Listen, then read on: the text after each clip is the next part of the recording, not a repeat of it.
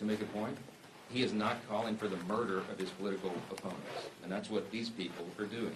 I mean, in one of these photos, I think there's a picture of the president hanging in effigy by a noose on one of these, the one on the far end. I mean, it's unconscionable. Look, America is built on the idea of free speech. You have the right to protest. Of course, we jealously guard that. I mean, Chip and I are attorneys. We defended that right in the courts. But what they're doing right now is different.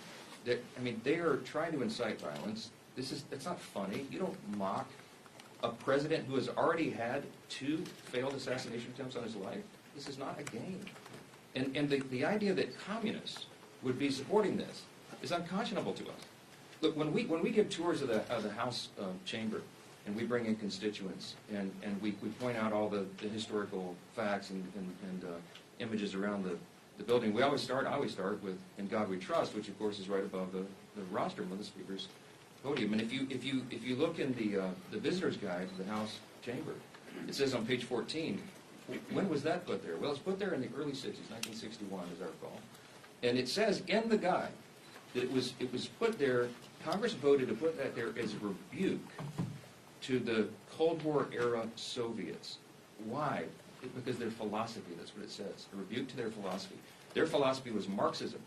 Marxism begins with the premise that there is no God. It is antithetical to who we are as Americans. The Declaration of Independence says we're created by God and He's the one that gave us our rights. It is in God whom we trust. That is the national motto. That's what America is built on. What those people are advocating for is at its essence un-American. And when they go the next step and they call for violence on political officials in an environment that is already a heightened threat environment, it's dangerous stuff. They had the right to do it. Congratulations, they didn't burn any buildings down. That's a big achievement for the left to have some kind of gathering where they don't have a loot-in and riots and burn a building down. There was, I think, some in Portland, they threw bottles and bricks and stuff at the ICE facility because that's what they do for fun now out there. But, they had a free speech event. Congratulations. But you need to look past that and look at what it is they're advocating for openly, and it's really scary stuff. Mr. Speaker, we know Senator... I was actually pointing to her. I don't think you've asked a question for. Go ahead. Hi, Oriana with Notice. So Arizona Attorney General Chris Mays said over the weekend that she plans to file a lawsuit against you for not swearing Adelita Grijalva. Have you or your office spoken to her in the last couple of days about that, and what's your response to that? Oh, my goodness. Okay, yes. So yet another Democrat politician from Arizona is trying to get national publicity. So now it's the state AG who's going to sue me because Grijalva is not yet sworn in. Let me go through this again for you, and I have some updates. First of all, I'm following the Pelosi precedent. I was on some of the Sunday shows and was asked about this because this is all they have to talk about right now. When Julia Letlow was elected under very similar circumstances to fill the seat of her deceased husband, who passed away tragically by COVID, Nancy Pelosi, Speaker Pelosi at the time, took 25 days to administer the oath of office to her.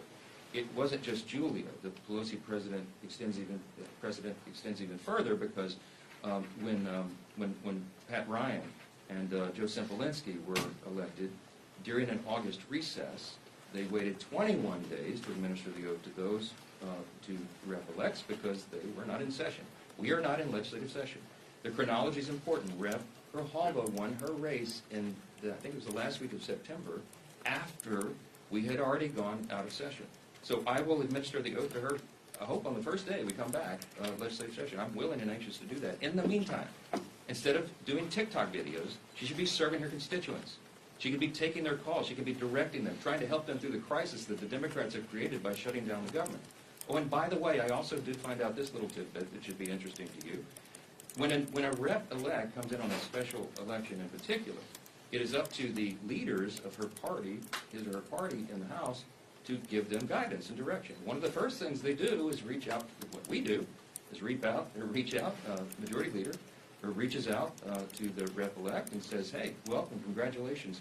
Here's all the things you need to do. Here's the office of the chief administrative officer of the House, and they will help you get all of your computers set up and your passwords and all the rest." That call was apparently never made by Rep. Grijalva, and I don't know if the Democrat leader's office didn't inform her of that. But I found out this morning that the person who runs that office in the chief administrative office is on furlough. because they voted to shut the government down.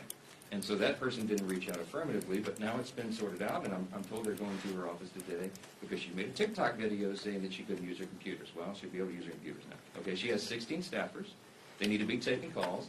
They need to be helping their constituents, just as Republicans are out in their districts right now, helping them navigate the chaos that is created by Democrats who are playing political games. Are we not fast approaching the point where this CR doesn't buy you time for appropriations?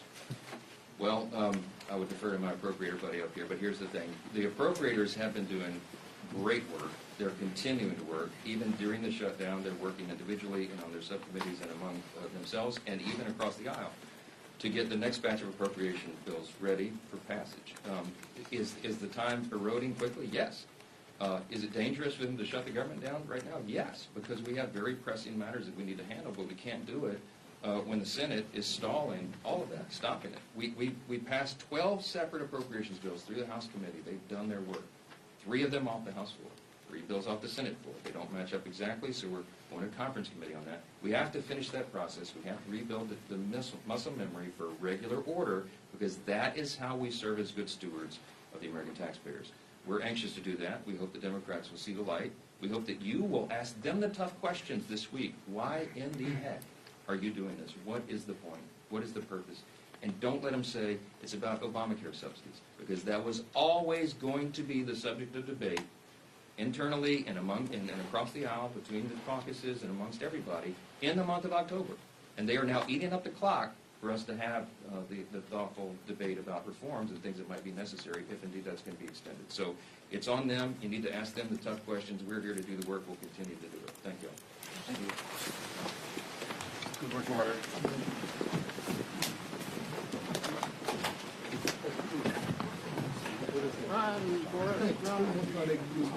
No, you didn't.